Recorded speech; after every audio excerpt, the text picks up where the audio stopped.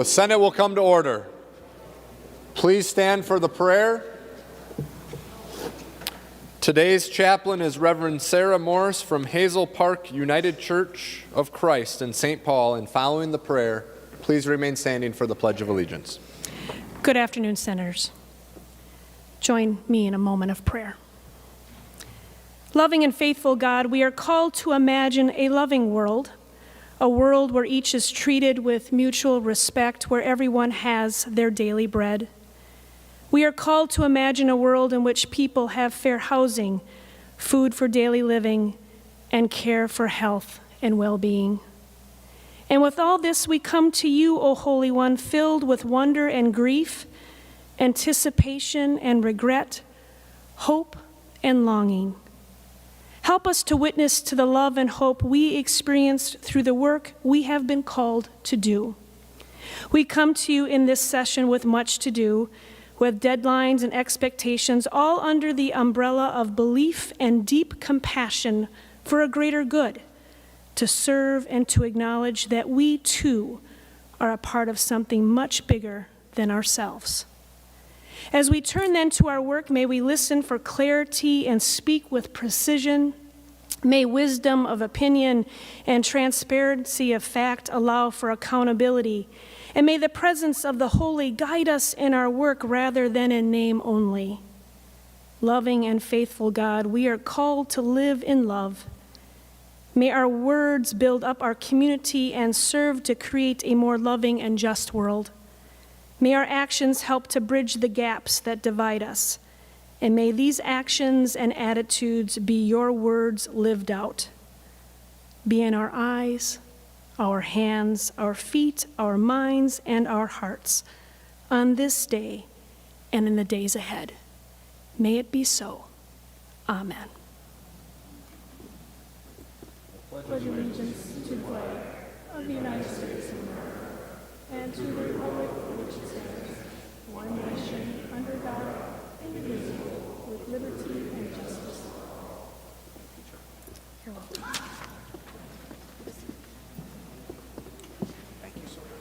Have a great day.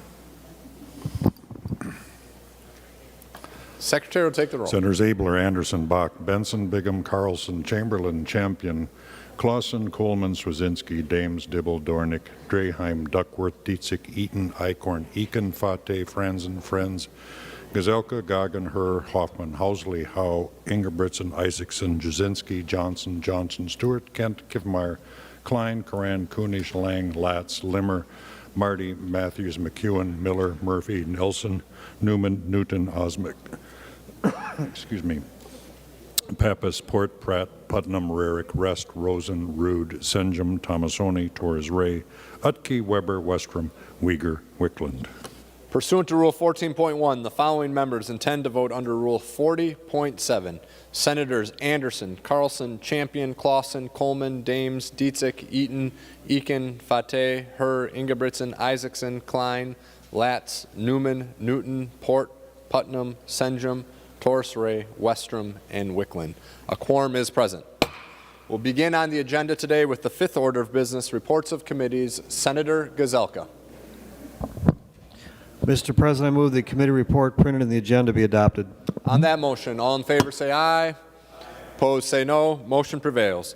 We'll move to the sixth order of business, second reading of Senate bills. The Secretary will read the Senate file numbers. Senate file numbers 1534, 1019, and 1558. Second reading. We'll move to the seventh order of business, second reading of House bills. The Secretary will read the House file number. House file number 1947. Second reading. Moving to the eighth order of business, introduction, first reading of Senate bills. Listed in today's introduction calendar are Senate file numbers 2489 to 2495. These Senate files will be given their first reading and referred as indicated. Next, we'll move to the ninth order of business, motions and resolutions. We have a few authors' motions listed in the agenda. We'll take these authors' motions as one motion. All those in favor say aye. Opposed say no. Motion prevails. Remaining under motions and resolutions, Senator Pappas. Thank you, Mr. President. I move that Senate File 323 be withdrawn from the Committee on Civil Law and Data Practices Policy and given a second reading and placed on general orders. Senator Pappas on that motion. Thank you, Mr. President. I'd like a roll call, please, on this motion. A roll call will be granted. Members, Senate File 323 would place a constitutional amendment on the ballot if passed by this body. It would say simply, do the voters of Minnesota want to place the ERA into our Constitution? The language would be, equality under the law shall not be abridged or denied on account of sex. I'm moving to pull this bill out of committee because women have waited long enough. The Equal Rights Amendment, or the ERA, was written in 1921, 100 years ago, by famed suffragist Alice Paul, leader of the National Women's Party. It was introduced 2 years later into Congress in 1923 by the Republican Party at Alice Paul's request. The ERA was intended to enhance and bolster the 19th Amendment, yet remains unratified 98 years after its introduction, almost a full century past its drafting. Numerous Republican Party members, including President Ford and President Nixon, were in support of its passage, and the ERA was in the Republican Party platform until the 1980s. The original language, often cited as the Lucretia Mott Amendment, was revised in 1943 to more closely align with the 15th and the 19th Amendments. In 1972, this revised language was passed by the U.S. Congress. But as you all know, it needs to be ratified by 38 states. So, Senator Mr. Pappas, President, yes? The motion before the body is to move Senate file, withdraw it from committee, not on the merits of the bill. So to the motion in front of us. at this Mr. point. President, I need to convince the body, however, of the importance of making the motion. So if I might continue, I am trying to give a little context here as to the history, but I'll try to make it short and Give move a very on brief to... description, Senator Pappas, of the bill, but the question before the body is on the All right. motion.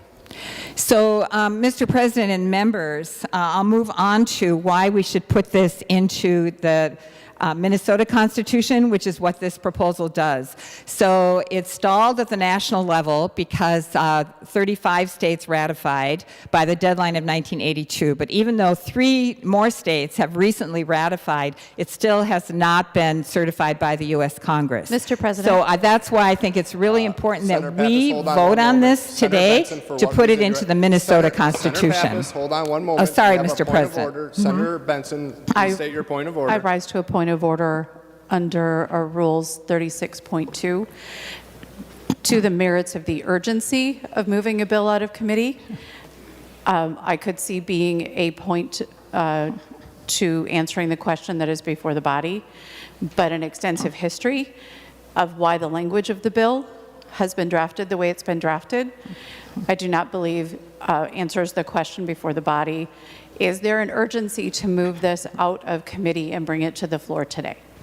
Mr. Senator President? Benson, Senator Pappas, as I mentioned, please speak to the merits of the motion. Yes. Not the merits of the bill. And as Senator Benson said, Rule 36.2 says the member shall speak only to the question under debate, which is what I had mentioned. So, Senator Pappas. Thank you, Mr. President, and Senator Betson. I'm not asking for us to declare an emergency. This requires 41 votes. I'm simply asking us to place it on general orders. That's the motion. Once it's on general orders, if the body agrees, then I will offer a motion to declare an emergency. But I need the body's agreement, 41 votes, in order to place it on general orders. And more of the reason why that needs to happen is it has not received a hearing in civil law. And I think this is that the Minnesota people, Minnesotans deserve to have this discussion, and we, their representatives, should have this discussion. So I think we need to discuss it since it wasn't heard in the committee of the whole. Some of you are new here and may not know what the committee of the whole is, but that's basically all of us today on the floor and in side rooms and on remote. We should be able to discuss this as a group. So, Mr. Chairman, Mr. President, I know there are other members here who would also like to make the case that we should discuss this as a committee of the whole. Okay, members, the motion before the body, just so everyone is clear, is to withdraw Senate File 323 from the Committee on Civil Law and Data Practices Policy and put it on general order. So that is the question before the body. Discussion on that motion. Senator Matthews. Thank you, Mr. President. I'd encourage members, I do not support the motion to withdraw. Thank you. Further discussion on the motion in front of the body. Senator Marty. Thank you, Mr. President. I think there is an urgency for bringing it out so we can all discuss this. This bill has been in committee, has not received a hearing. I believe Senator Pappas has asked for it. I think predecessors to her have asked for hearings on this as well. And it's been almost 50 years now since the federal ERA was submitted to states. And it strikes me as a male who's been on the other side of who's been discriminated against on this, that this is something that all of us on the Senate floor ought to take up. So I strongly urge support for this. Equality under the law shall not be abridged or denied on account of sex is something that belongs in the Minnesota State Constitution. I urge your support to bring it to the floor. Further discussion on the motion to withdraw. Senator McEwen, followed by Senator Kent. Senator McEwen. Thank you very much, Mr. President. I would like to speak in favor of withdrawing Senate File 323 from the committee and placing it on general orders. There is absolutely an urgency in this body to take this up immediately and to consider it. One of the reasons why we have this urgency is that it is true that we have a number of protections for people based upon sex within our law. However, we do not have an equal rights amendment, which would form the basis for protections based on sex under the law. As this body knows, we have a long history of women having to overcome stereotypes that have been placed within the law, both statutory and common law.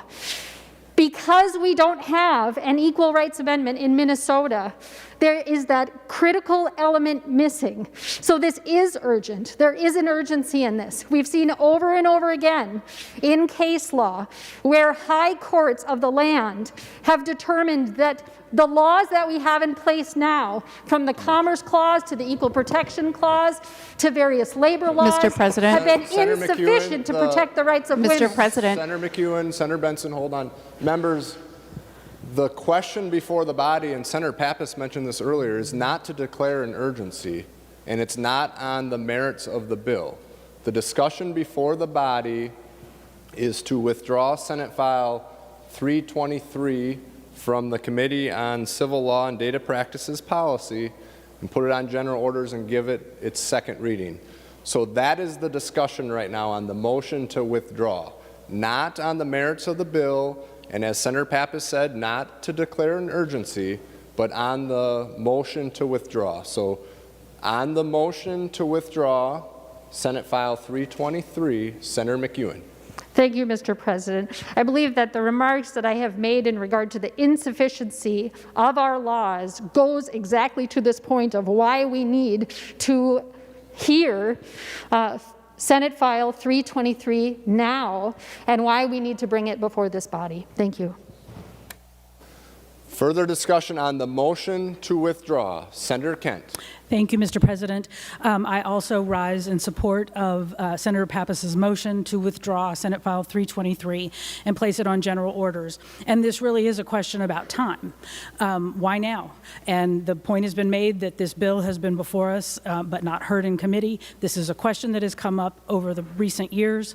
But what I want to talk about is, in my lifetime with this question, people have said, we don't need to do this because, you know, equality exists. Well, I want to point to what has happened to women in this last year, since we most recently had this debate, and how many women have been adversely affected specifically because of the pandemic and the systems that we have in this country. So I can't think of a better moment than right now, as we are emerging from this pandemic and have a chance to make things better, than to withdraw this the Senate file from committee and put it on general orders. Thank you. Further discussion on the motion to withdraw. Senator Johnson Stewart. Thank you, Mr. President. I too rise in support of my colleague, Senator Pappas, and her motion. I can think of nothing more important to me as a woman to hear this. It has not been given a hearing. We have requested a hearing on this, and my experience as a new senator shows me we have plenty of time to talk about other things. I don't see the urgency for today. We have 2 bills on the docket, and I've been waiting for this moment since I've been in 2nd grade, 1972. So I strongly urge you to acknowledge my colleague's request and move this out of committee. Further discussion on the motion to withdraw. Senator Rude. Mr. President, I too have a bill on the ERA. It's Senate File number 31, and it did not get a hearing either. And I'm not withdrawing it out of committee, but I think if members want to look at Senate File 31, it's a resolution that states exactly why this is inappropriate to do now, how the ERA amendment is a relatively dead issue. It did not meet any of the deadlines that were put forth by Congress. The Minnesota State Legislature did not think it necessary to do then, and I don't think it's necessary to do now. Please vote against this. Any further discussion on the motion to withdraw?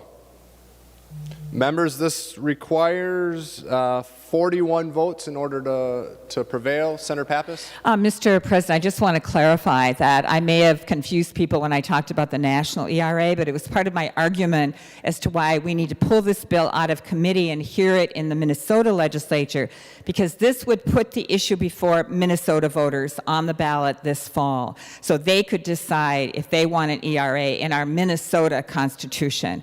That's what this bill would do, and I urge members to pull it out of committee and put it on general order so we can have a more thorough debate. Thank you. The Secretary will take the roll on the Pappas motion.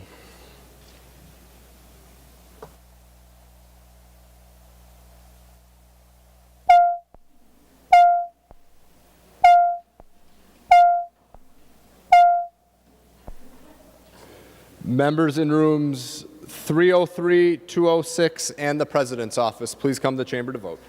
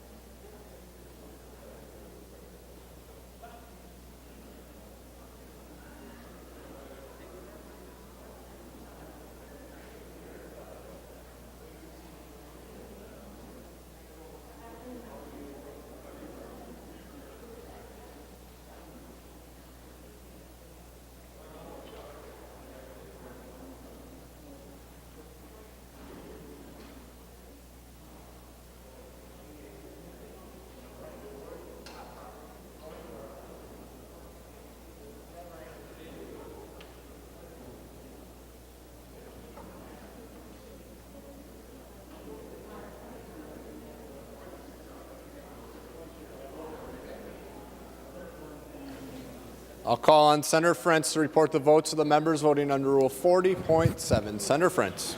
Thank you, Mr. President. Senator Carlson votes aye. Carlson votes aye. Senator Frentz. Senator Champion votes aye. Champion votes aye. Senator Frentz. Senator Clausen votes aye. Clausen votes aye. Senator Frentz. Senator Dietzick votes aye. Dietzick votes aye. Senator Frentz. Senator Eaton votes aye. Eaton votes aye. Senator Frentz. Senator Eakin votes aye. Eakin votes aye. Senator Frentz. Senator Fateh votes aye. Fateh votes aye. Senator Frentz. Senator Herr votes aye. Herr votes aye. Senator Frentz. Senator Isaacson votes aye. Isaacson votes aye. Senator Frentz. Senator Klein votes aye. Klein votes aye. Senator Frentz. Senator Latz votes aye. Latz votes aye. Senator Frentz. Senator Newton votes aye. Newton votes aye. Senator Frentz. Senator Port votes aye. Port votes aye. Senator Frentz. Senator Putnam votes aye. Putnam votes aye. Senator Frentz. Senator Wickland votes aye. Wickland votes aye.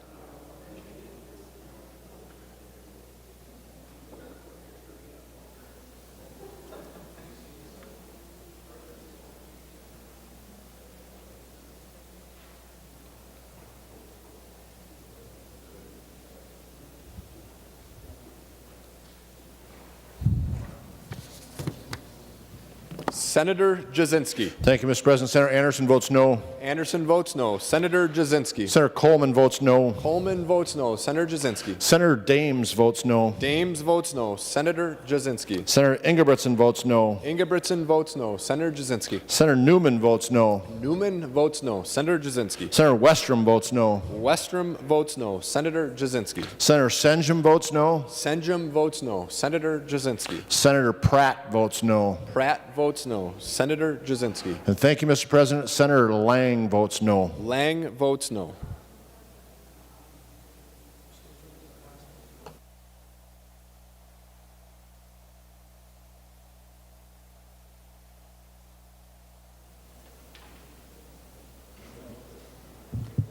Absentees, Mr. President. Senator Pappas, we're waiting for one member to vote here. As soon as I get the...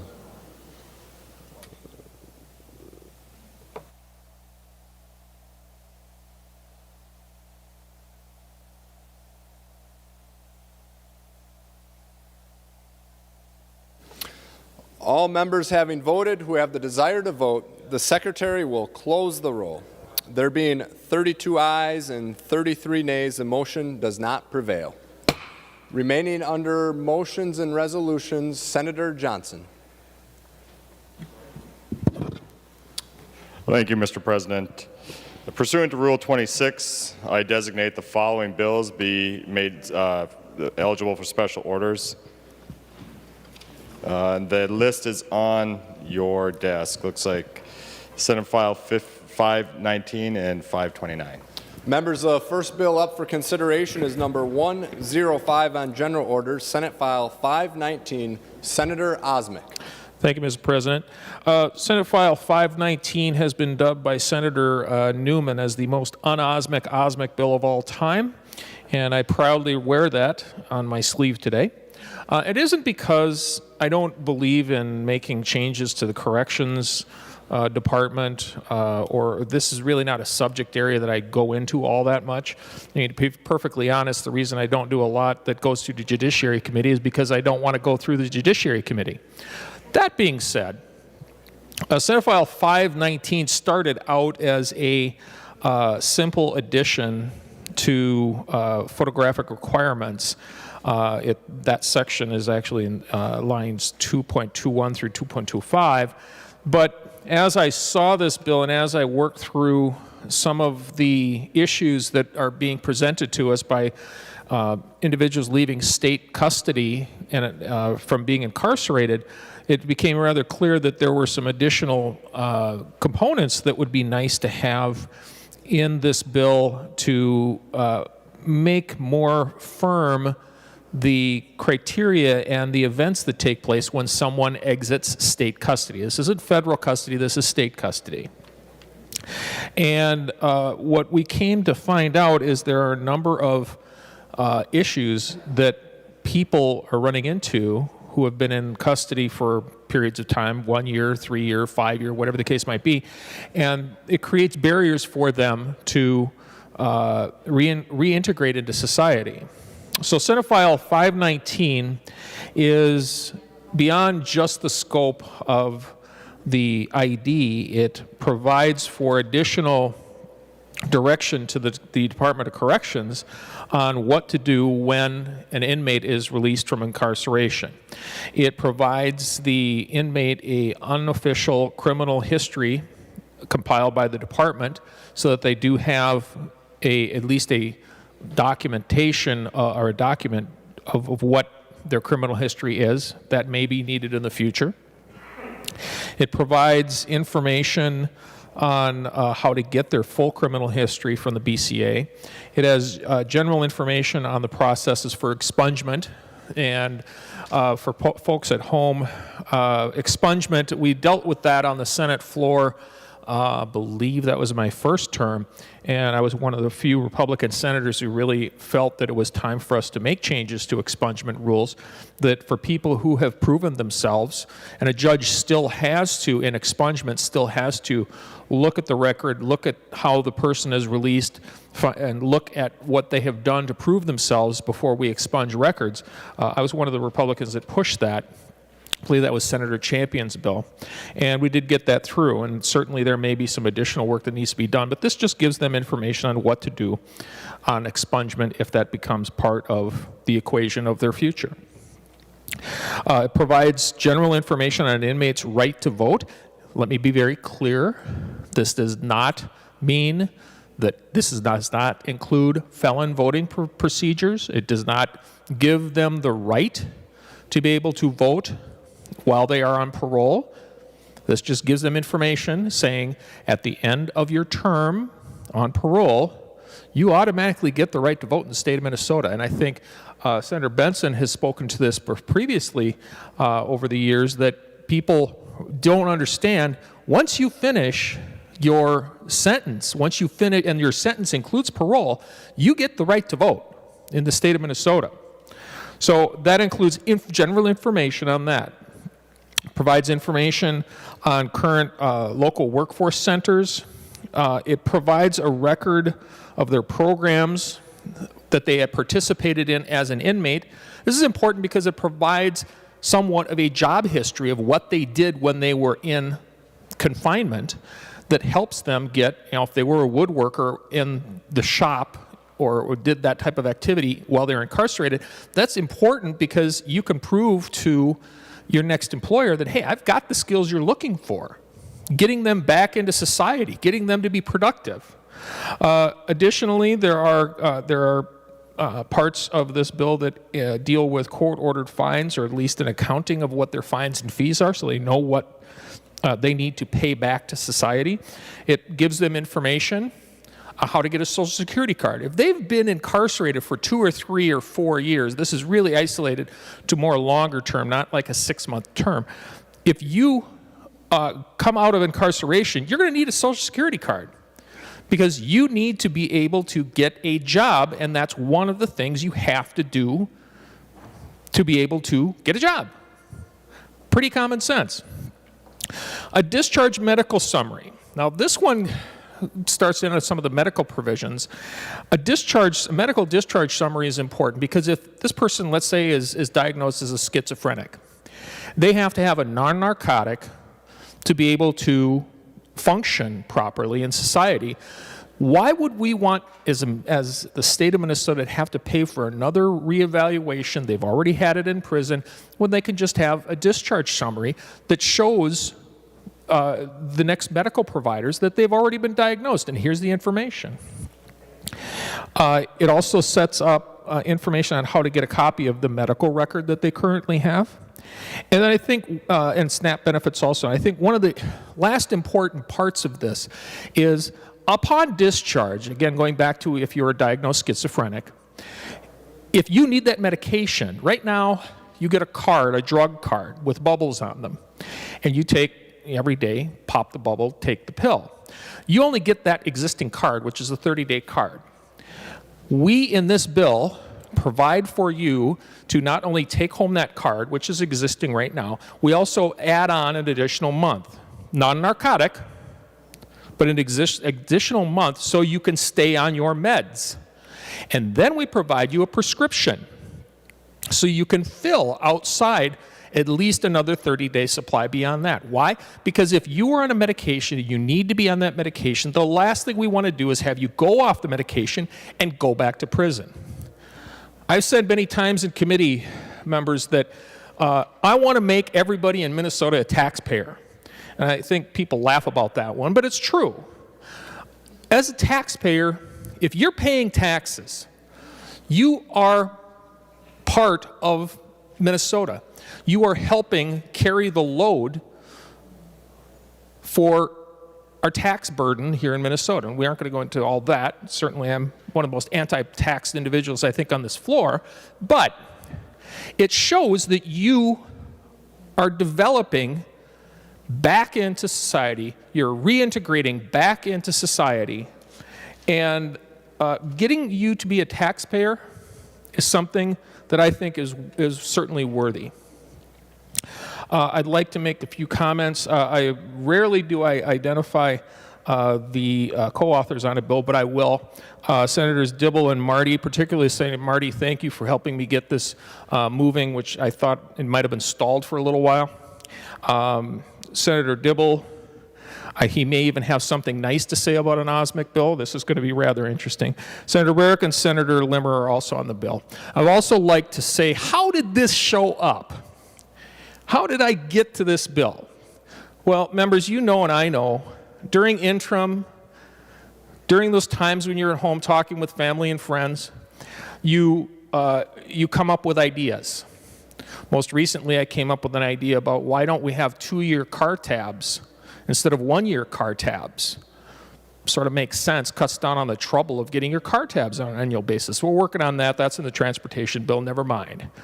But up in the gallery, and I know we don't have point of personal privilege, a friend of mine, and I do have a friend here in the world once in a while, I guess, from going back to middle school in Glencoe, Minnesota, my friend Brad Janowski brought this to me. He works with felons. He works with integrating them back into society, and he brought this idea forward to me, and we worked through this during the interim, and we came up, I think, with a very good bill to make a difference. Make a difference in getting incarcerated people reintegrated back into Minnesota society. Does this cost some money? Yes. The money, I believe, is in Senator Limmer's bill. It's a small fiscal note. First year, I believe, is $112,000 or something in that range.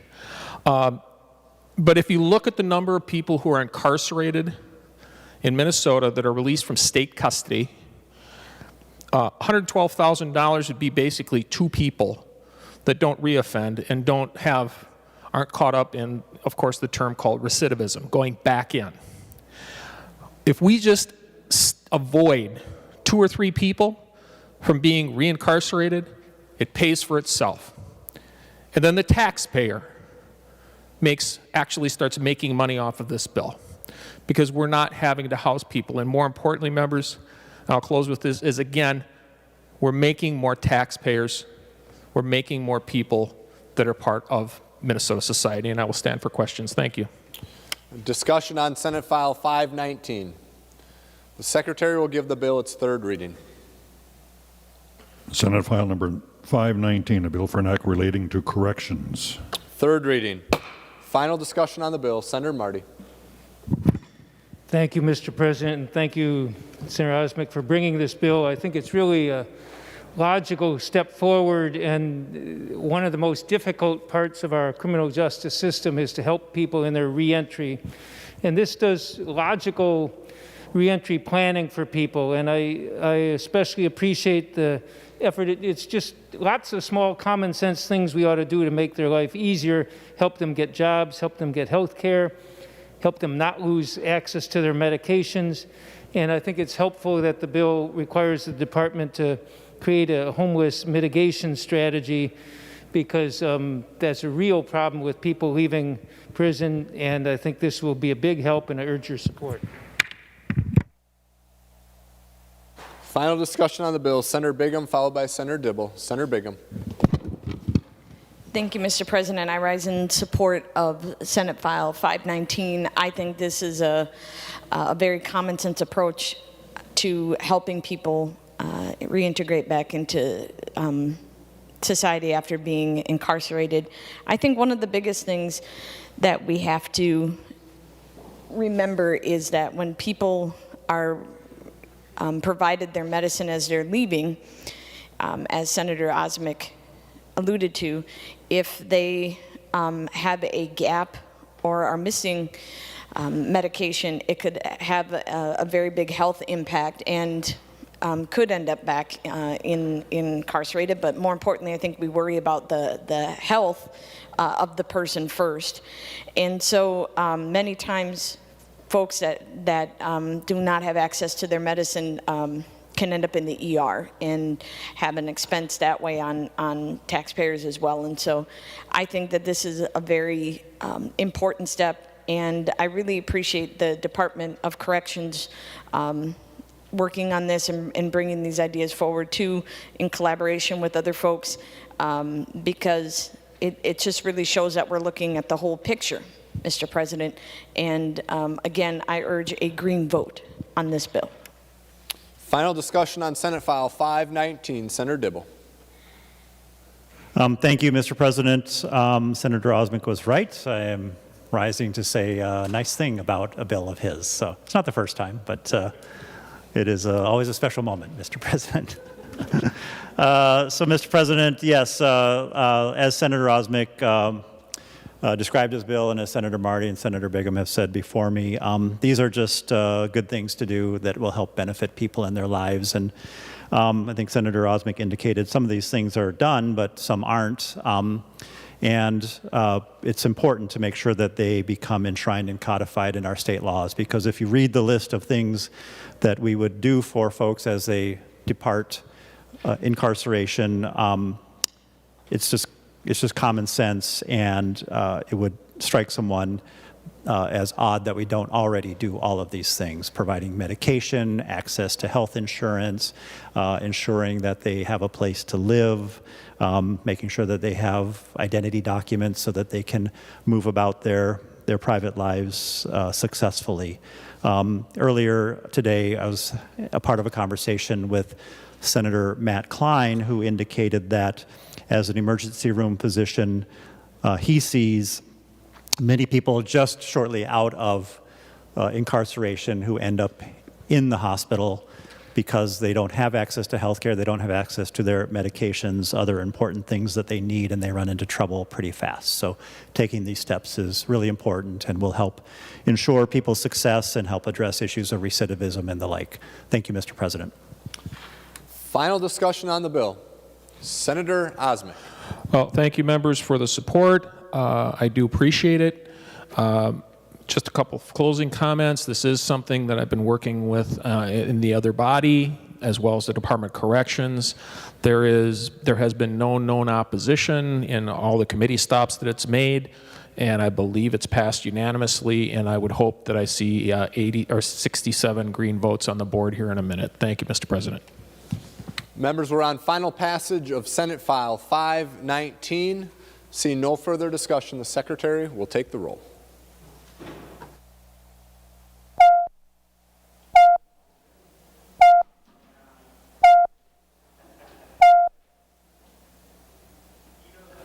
Members in rooms 303, 206, and the President's office, please come to the chamber to vote.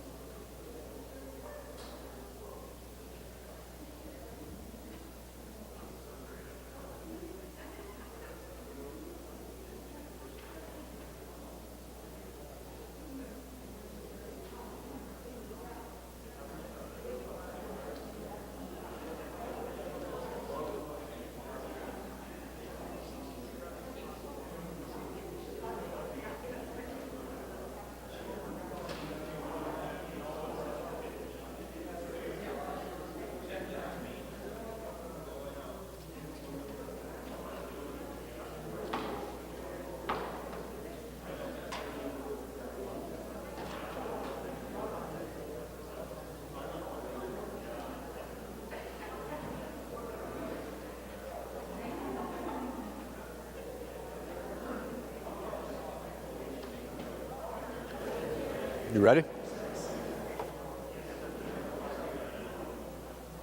I'll call on Senator Frentz to report the votes of the members voting under Rule 40.7. Senator Frentz.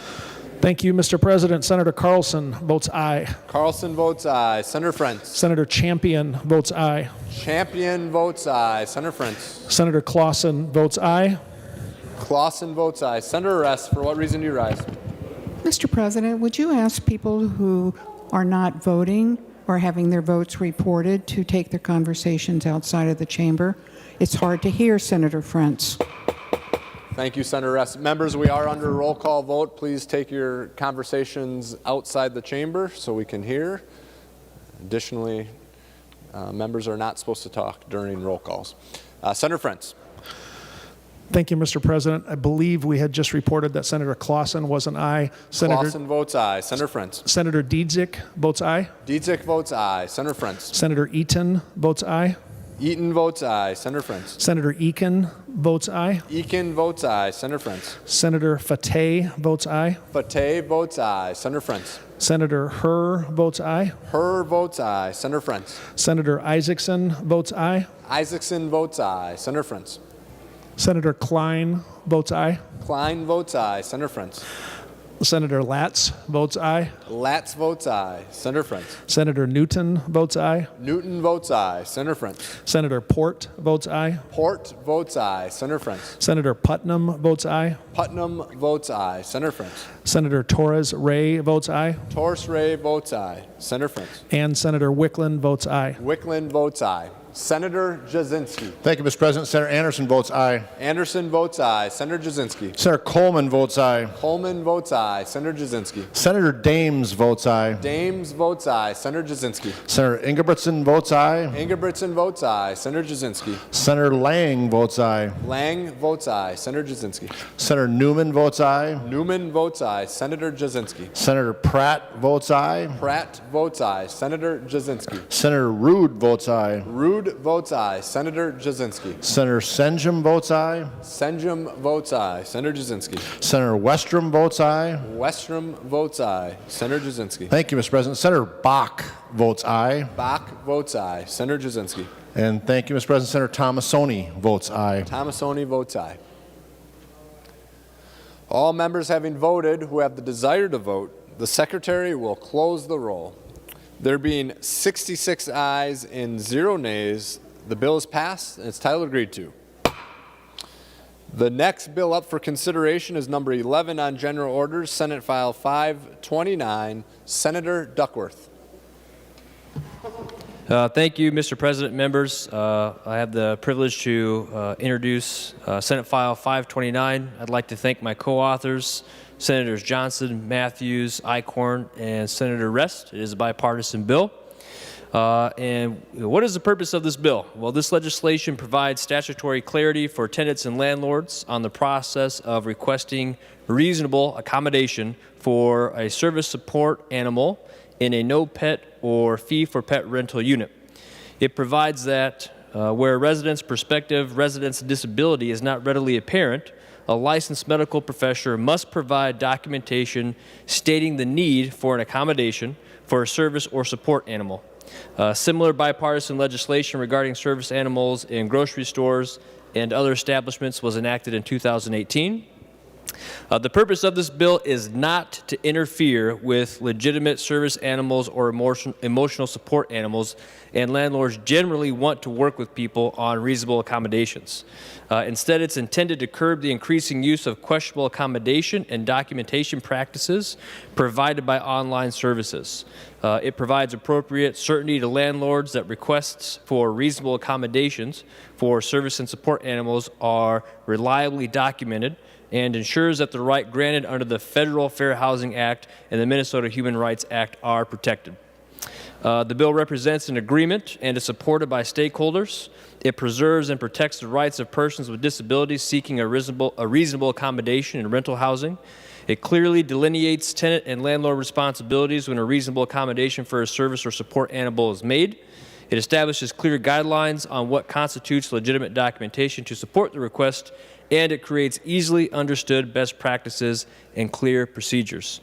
This bill is supported by the Minnesota Multi-Housing Association, Minnesota Legal Aid, Minnesota Council on Disability, as well as the Minnesota Department of Human Rights, and NAMI has also indicated they are comfortable with the language. It's a great bill. As I mentioned before, it's a bipartisan bill. I think it represents at least a couple sessions or a couple years worth of work by both parties and all stakeholders to find a good common sense agreement in this matter. Mr. President, I appreciate your time and I ask members to support this bill. Thank you. Discussion on Senate File 529, Senator Rest. Thank you, Mr. President. I also urge a yes vote on this bill. These are issues that have been a challenge to the disability communities as well as landlords and tenants. When a service dog or a pretend service dog is brought into living accommodations, and I believe that Senator Duckworth's work on this has really reached consensus on what's a good way to recognize the needs and challenges of all the people that are and entities that are involved. And I thank him for it, and pleased to be a co-author. The Secretary will give the bill its third reading. Senate File Number 529, a bill for an act relating to housing. Third reading.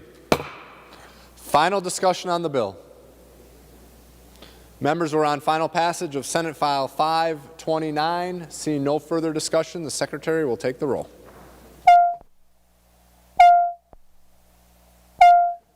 Members in rooms 303, 206, and the President's office, please come to the chamber to vote.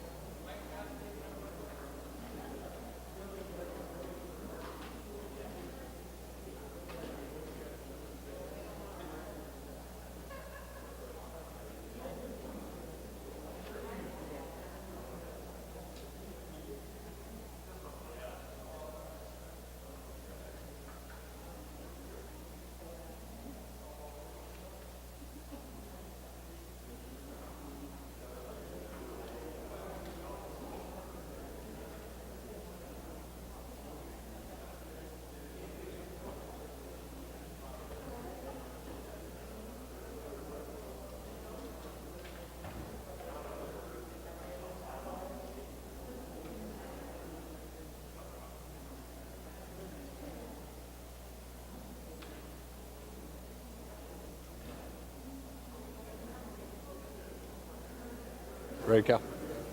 We'll call on Senator Frentz to report the votes of the members voting under Rule 40.7. Senator Frentz.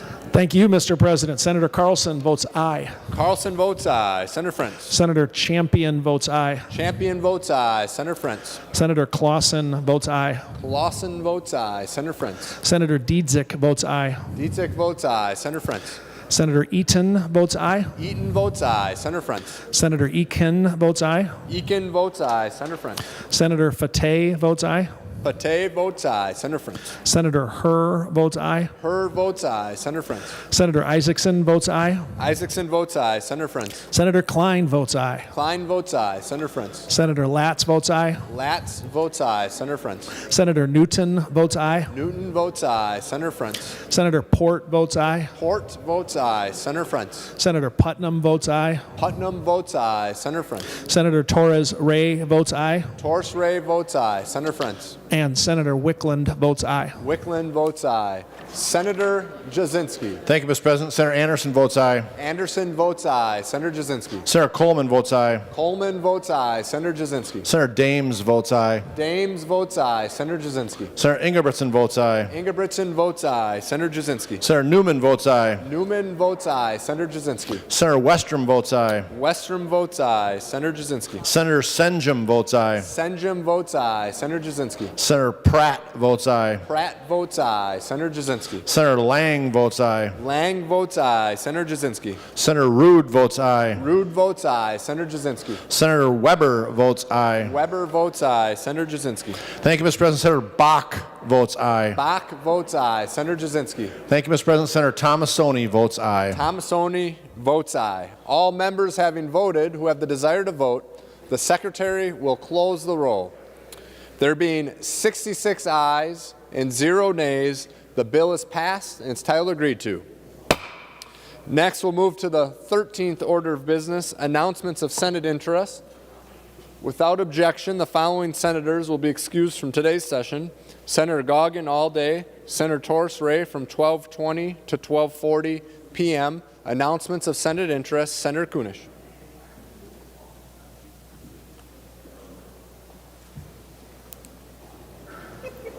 Thank you, Mr. President. I would like to remind folks that today is a very important day. It's the National Awareness Day for Missing and Murdered Indigenous Women. And I would like to invite you all to step out onto the Capitol yard in just a little while to see the art installation that has been worked on all morning long. Thousands and thousands of red dresses to represent our Indigenous sisters and mothers and grandmothers and aunties and friends that have gone missing or have been murdered over the years. 2 years ago, this legislature, both the House and the Senate, passed legislation to create a Missing and Murdered Indigenous Women's Task Force. And in your mailboxes, you will find an email from me that gives you the link to that report. And I would really appreciate it if you would take some time to review that report. We did it quickly in 18 months with just a very little bit of money, but it's a good comprehensive overview of what we found in the work that we did. And so our next step, members, is to create a permanent Missing and Murdered Indigenous Women's office here in our state legislature so that we can continue that work. Not just here in our state, but also collaborate with our Secretary of the Interior, Deb Haaland's national office. And I would ask that you all take a minute, read that review, read that report, support the bill, Senate File 1989, and please step out to the front lawn this afternoon to see what's there. We'll have some jingle dress dancer. Our Lieutenant Governor will speak at 2:30, and we would just really appreciate seeing you out there. Thank you much. Wapalatanka.